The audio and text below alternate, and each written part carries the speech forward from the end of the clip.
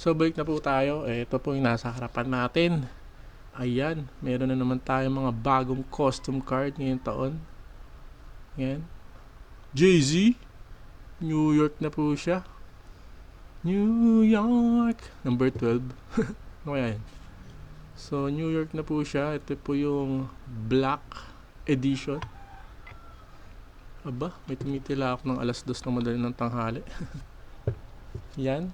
Meron din tayong silver crack ice. Yun o.